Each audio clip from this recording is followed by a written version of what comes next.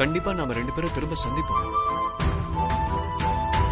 என்ன இந்த மாதிரி தினமும் பார்த்து பேசிக்க முடியாது, அவ்வளவுதான். நான் இங்க இருக்கும் போதெல்லாம் எனக்கு ரொம்ப உதவியா இருந்தீங்க. அதான் போறதுக்கு முன்னாடி உங்ககிட்ட சொல்லிட்டு போகணும்னு தோணுச்சு. சொல்லிட்டேன். நான் கிளம்புறேங்க. சரிங்களா?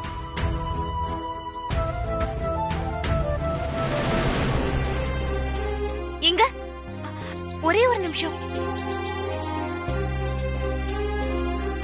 நாளைக்கு ஊருக்கு கிளம்புறதுக்கு முன்னாடி ஒரே ஒரு தடவை கோயிலுக்கு வந்துட்டு போறீங்களா? ஏங்க? முதல்ல நீங்க வாங்க. ஏன் எதுக்குன்ற காரணத்தெல்லாம் நான் அப்புறமா சொல்றேன். எவ்வளவு நேரம் ஆனாலும் சரி, நீங்க வருவீங்கன்ற நம்பிக்கையோட நான் கோயில்ல காத்துட்டு இருப்பேன். நான் இவ்ளோ சொல்லியும் நீங்க என்னை ஏமாத்த மாட்டீங்கன்னு நம்புறேன். கண்டிப்பா வருவீங்கல்ல? உங்களுக்காக நான் வரேன். நாளைக்கு பார்க்கலாம்.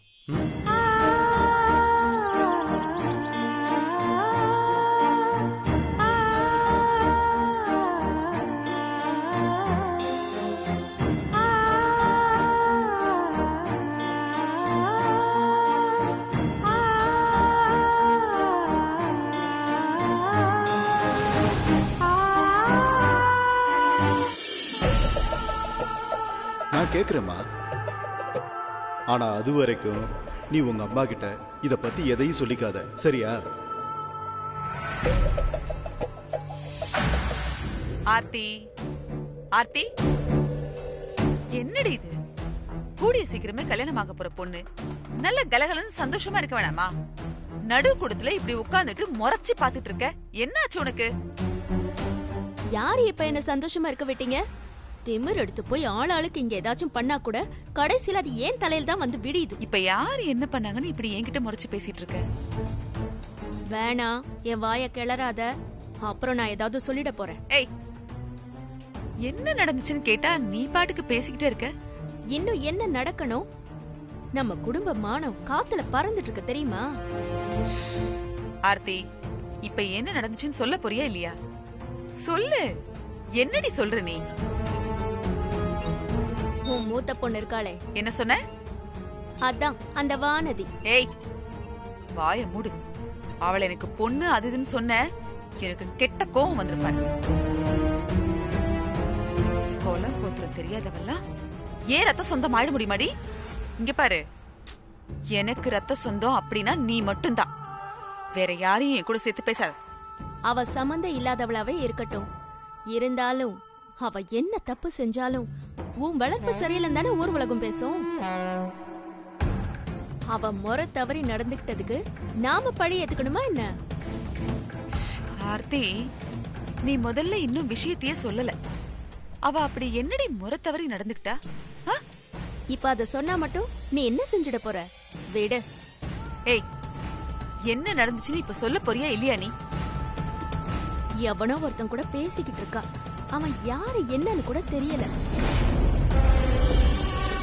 இவ தினமும் கோயிலுக்கு போறது பக்தியினால இல்ல, கண்டவன் கிட்ட பல்ல காட்டுறதுக்கு தான் போறான். 4 பேர் வந்து போற இடத்துல இப்படி கூச்ச நாச்சமே இல்லாம ஒரு விஷயம் பண்ணிட்டு இருக்காளே. ச்சே, இதெல்லாம் பாக்குறவங்க அவள மாதிரி தானே நானும் இருக்கிறதா நினைப்பாங்க. சரி, மத்தவங்க பார்த்து ஏதாவது நினைச்சிட்டு போனா கூட பரவாயில்ல. என்னை கட்டிக்க போறவர் இந்த ஊர்ல தான் இருக்காரு. அவர் இத பார்த்தா நம்ம குடும்பத்தை பத்தி என்னமா நினைப்பாங்க? இந்த பயம் தாமா அப்பத்துல இருந்து என் மண்டைக்குள்ள ஓடிக்கிட்டே இருக்கு. ஆர்த்தி, நீ ரொம்ப தேவையில்லாம பயந்துகிட்டு இருக்க. இதெல்லாம் ஒரு விஷயமாடி. இங்க பாரு, அந்த வானத்தைய வச்சு மாப்பிள்ளை வீட்டுக்காரங்க நம்ம குடும்பத்தை எடை போடுற அளவுக்கு முட்டாள் கிடையாது. அதுவும் இல்லாம வயசுல சின்னவ, உனக்கு இவ்வளவு சீக்கிரம் கல்யாணம் ஏற்பாடெல்லாம் பண்றோம். அத பாக்கும்போது அவளுக்கும் கல்யாண ஆசையெல்லாம் வந்திருக்கும்ல. இதெல்லாம் சகஜம் தானே ஆர்த்தி? இங்க பாரு, எல்லாத்துக்கும் மேல உனக்கு பெத்தவங்கன்னு நாங்க இருக்கோம். அதனால நல்ல கோடீஸ்வர விட்டு மாப்பிள்ளையா பார்த்து உனக்காக பேசி முடிச்சிருக்கோம். அவளுக்கு தான் அந்த மாதிரி யாரும் இல்லையே. அப்ப பாவம் அவ என்ன பண்ணுவா? அவளுக்கான துணைய அவ தானே தேர்ந்தெடுக்கணும். அதுக்காக தான் இப்படி எல்லாம் பண்ணிருப்பா. விட்டு தள்ளு. அப்பா தான் இது எதுவுமே பெருசா எடுத்துக்கலன்னு நினைச்சா நீ என்னம்மா இதை இவ்வளவு சாதாரணமா எடுத்துக்கிட்ட? பின்ன வேற என்ன பண்ண சொல்ற? ஆ? நீ என்ன ஆர்த்தி, அவளாம் ஒரு ஆளுன்னு அவளை பத்தி பேசி நேரத்தை வீணாக்கிக்கிட்டு. இங்க பாரு, எனக்கு நீதான் முக்கியம். உன்னை பத்தி மட்டும்தான் என்னால கவலைப்பட முடியும். உன்னை நல்லபடியா நாம பார்த்து வச்சிருக்கிற மாப்பிள்ளைக்கு கல்யாணம் பண்ணி வச்சு இங்க இருந்து அனுப்பிட்டேன்னா எனக்கு அது போதும் ஆர்த்தி. அதுக்கப்புறம் அவன் எவன்கிட்டயோ பேசினான்னு சொன்னியே, அவனை புடிச்சு அவளை கட்டி வச்சு தலை முழுகிட்டேன்னா அப்புறம் என்ன கவலை இருக்கு? அன்னைக்கு சொன்ன மாதிரி அம்மா உன் கூட வந்து அப்படியே தங்கிடுவேன். அப்போ இவளால என் கல்யாணத்துல எந்த பிரச்சனையும் வந்துடாதுல்ல? ஒரு பிரச்சனையும் வராது ஆர்த்தி. நீ கொஞ்சம் அமைதியா இரு. உங்க அப்பா இன்னைக்கு வரட்டும். நான் அவர்கிட்ட இது சம்பந்தமா பேசி ஒரு முடிவெடுக்கிறேன். நீ சொல்றது சரிதான். என்ன ரெண்டு பேரும் சிரிச்சு பேசி சந்தோஷமா வரீங்க? பொண்ணு கல்யாணம் கைகூடி வருதுன்னா அது அப்பாவுக்கு சந்தோஷம் தானம்மா. எல்லாம் மகளை பெரிய இடத்துல கட்டி கொடுக்க போறோம்னு பூரிப்புதான். ஆமாமா, அவர் நல்ல பூரிப்பாதான் இருக்காரு. எனக்கு தான் என்ன நடக்குமோ ஏது நடக்குமோன்னு நெஞ்சு கிடந்து திக்கு திக்குன்னு அடிச்சுக்குது. என்னம்மா என்னாச்சு? ஒரே நேரத்துல வீட்டுல ரெண்டு விசேஷம் வந்தா அதை நான் சமாளிக்க வேணாமா?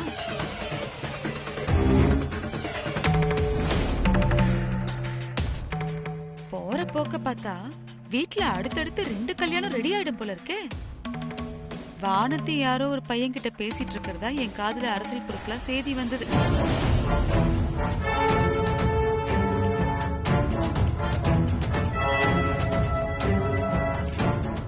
இப்ப எதுக்கு நீங்க அவளை மறைச்சிட்டு இருக்கீங்க? சும்மா என்னைக்கு இருந்தாலும் இந்த விஷயம் எல்லாம் என் காதுக்கு வர வேண்டியது தானே. விடுங்க.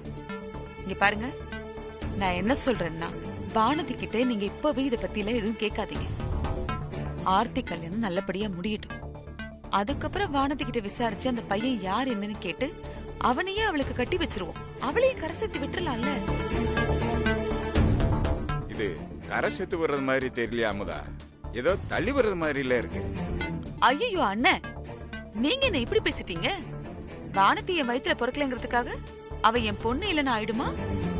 இல்ல நான் தான் அவளை பத்தி கவலைப்படாம இருக்க முடியுமா? இங்க பாருங்க, அவளே ஒரு பையன் கிட்ட பேசிருக்கானா அவ விருப்பம் இல்லாமல பேசிருப்பா. அதுக்கப்புறம் நாம அத பத்தி பேசி என்ன ஆக போகுது? இவங்களுக்கு இவங்க தான் தலையில எழுதி இருந்துச்சுன்னா நாம தடுக்கவா முடியும்? இங்க பாருங்க, ஆர்த்தி கல்யாணம் நல்லபடியா முடிஞ்சதுக்கு அப்புறம் நீங்க அந்த பையன் யார் என்னன்னு விசாரிங்க.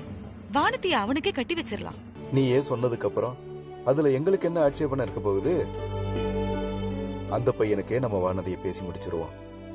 சரிதானையா? மணி என்ன? அப்புறம் ஒரு முக்கியமான விஷயம் உங்ககிட்ட கேட்கணும்.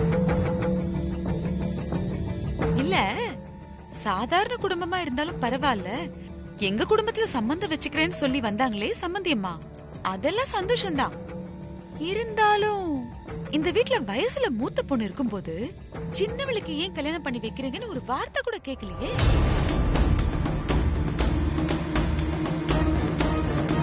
இவ்வளவு தூரம் சாஸ்திரம் சம்பிரதாயம் எல்லாம் பாக்குறவங்க இந்த விஷயத்தை பத்தி மட்டும் எப்படி கேட்காம இருக்காங்க? கேட்கவே இல்லன்னு யாருமா சொன்னது? எல்லாம் என்கிட்ட கேட்கதான் செஞ்சாங்க. இருந்தாலும் வானதி கல்யாணத்துக்கு அப்புறம் ஆர்த்தி கல்யாணத்தை வச்சுக்கிற அளவுக்கு பொறுமையெல்லாம் இல்ல. அதான் இத பத்தி எல்லாம் பெருசா யோசிக்காம ஆர்த்திக்கும் அவங்க பையனுக்கும் நிச்சயம் பண்றதுக்கு நாள் குறிச்சிட்டாங்க. கேட்டிருக்காங்கன்னா சரி. நமக்கும் நாம பேசி வச்ச மாதிரி முதல்ல ஆர்த்தி கல்யாணம் நல்லபடியா முடியணும். அதுக்கப்புறம் தான் மத்ததெல்லாம். ஆர்த்தி வா உள்ள போலாம். ஏ சுந்தரம், இந்த சம்சாரம் என்னையா யோசித்து தினம் ஒரு கேள்வி கேக்குது. எதுக்கு நம்ம ரொம்ப உஷாரா இருக்கணும்ப்பா. என் பொண்ணு ஒரு ராஜகுமாரனை கல்யாணம் பண்ணிக்க போறாங்கிற தெரியாம இவ வாய்க்கு வந்தபடி என்னென்னமோ பேசுறா. எல்லா உண்மையும் தெரிய வர்ற அன்னைக்கு இவ என்ன ஆட்டம் ஆட போறாளோ.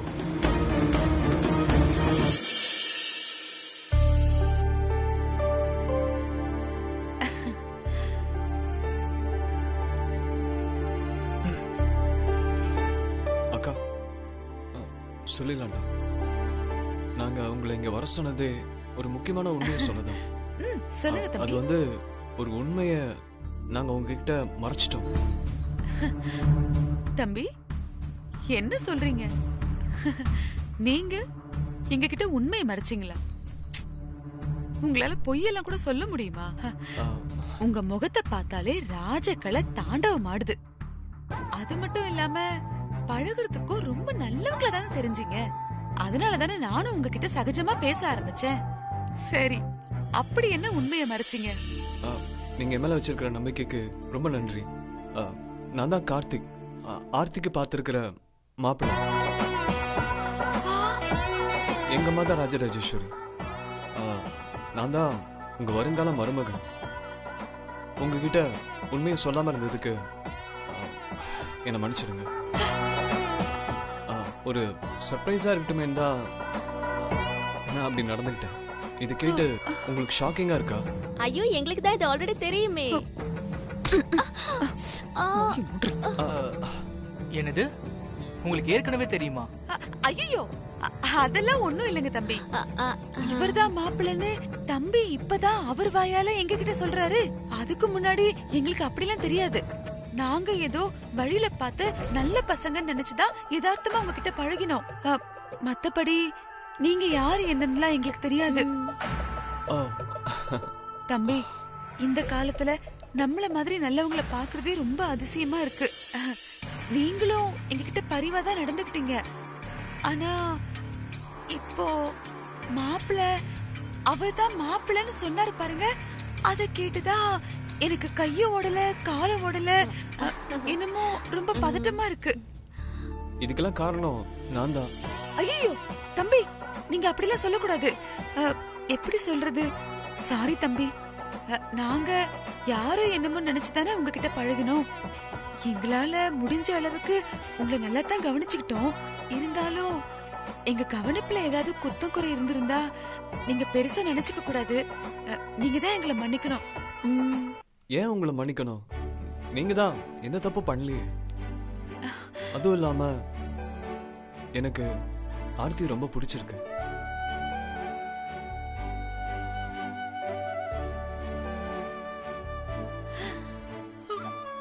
உங்க தாராள மனசு, அப்போ நீங்க எங்களை டேக் கேர் பண்ண விதம், எல்லாத்துக்கும் மேல மத்தவங்க கிட்ட எப்போ அன்பா பழகுற குணம் இருக்கு. I really like it. உங்க பொண்ணை ஃபர்ஸ்ட் டைம் நேர்ல பார்த்தப்பவே நான் விழுந்துட்டேன். செகண்ட் டைம் நான் வீட்டுக்கு வந்திருந்தப்போ உங்க கையால செஞ்சிருந்த சாப்பாடு, அப்படி ஒரு சாப்பாடை நான் இது வரைக்கும் சாப்பிட்டதே இல்லை. அவங்களோட அழகு, அறிவு, அடக்கம் எல்லாமே என்ன ஏதோ பண்ணிடுச்சு. அதான் அவங்கள பார்க்க நானே நேர்ல கிளம்பி வந்துட்டேன். ஆமாங்க, ஆர்த்தி தான் என்னோட ட்ரீம் கேர்ள். எனக்கு வரப்போற பொண்ணு எப்படி இருக்கணும்னு நினைச்சிருந்தேனோ டிட்டோவா அப்படியே ஆர்த்தி இருக்கா. அண்ட் ஆர்த்தியா மனைவியா வர்றதுக்கு நான் கொடுத்து வச்சிருக்கணும். எதுக்குமே ஆசைப்படாத எனக்கு எல்லாமே இப்படி ஆர்த்தி ரூபத்துல கிடைக்கும்னு நான் கனவுல கூட நினைச்சு பார்க்கலங்க. அப்படியா? அப்படியா தம்பி சொல்றீங்க?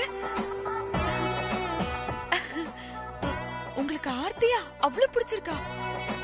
நீங்க எங்களுக்கு மருமகனா கிடைச்சதுக்கு நாங்க ரொம்ப ரொம்ப கொடுத்து வச்சிருக்கணும். முக்கியமா இதுல ஆர்த்தி தான் ரொம்ப ரொம்ப பாக்கியசாலி. உண்மையா சொல்லணும்னா இப்படி ஒரு குடும்பத்துல சம்மந்தம் வச்சுக்க ஆசைப்பட்ட எங்க அம்மாவோட மனசுதான் இது அத்தனைக்கும் ஆரம்ப புள்ளியா இருந்துச்சு. ஆமா ஆமா ஆமா.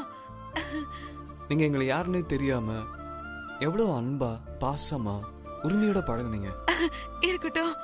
அந்த விஷயம் தான் எனக்கு ரொம்ப பிடிச்சிருந்தது. உண்மையை முதலே சொல்லியிருந்தா கூட நான் இந்த அளவுக்கு சந்தோஷப்பட்டிருக்க மாட்டேன். ஐயோ, நான் இப்போ ரொம்ப சந்தோஷமா இருக்கேன்.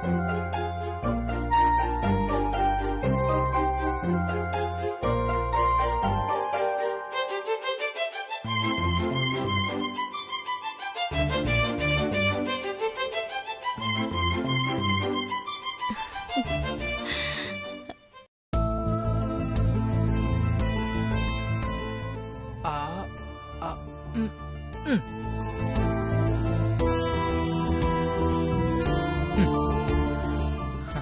ஆண்டி, இதுதான் நல்ல சந்தர்ப்பம். அவங்க 2 பேரும் மனசு விட்டு பேசிக்கிட்டோம். அது வரைக்கும் நாம வெளியே இருக்கலாமா? போலாம் போலாம் தம்பி, வாங்க போலாம்.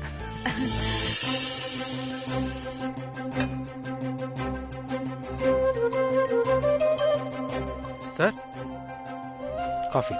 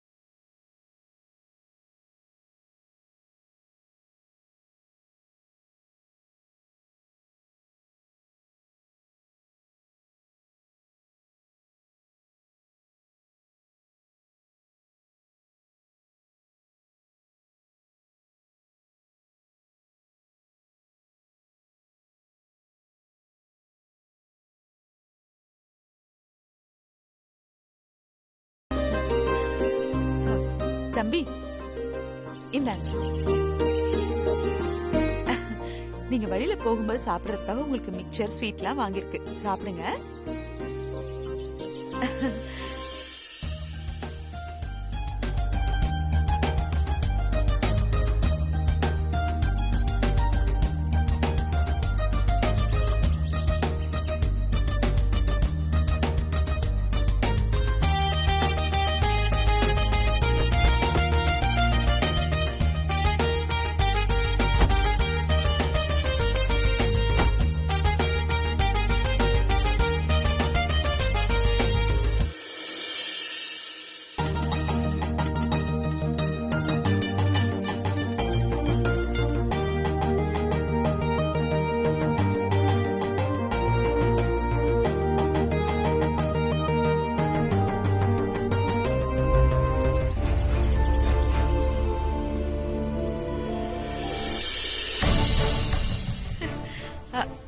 ஆர்த்தி, உன்னை பெத்தப்ப இருந்ததை விட இப்பதான் என் வயிறு குளிர்ந்து அவ்வளவு சந்தோஷமா இருக்கு.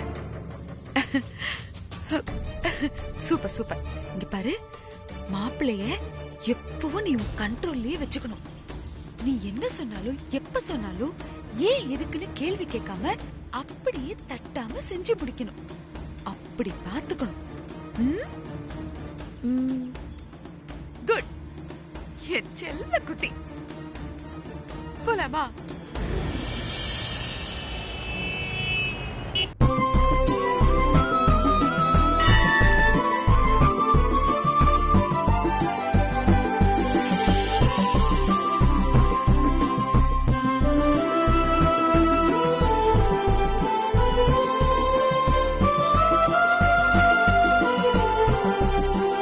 நாளைக்கு ஊருக்கு கிளம்புறதுக்கு முன்னாடி ஒரே ஒரு தடவை கோயிலுக்கு வந்துட்டு போறீங்களா?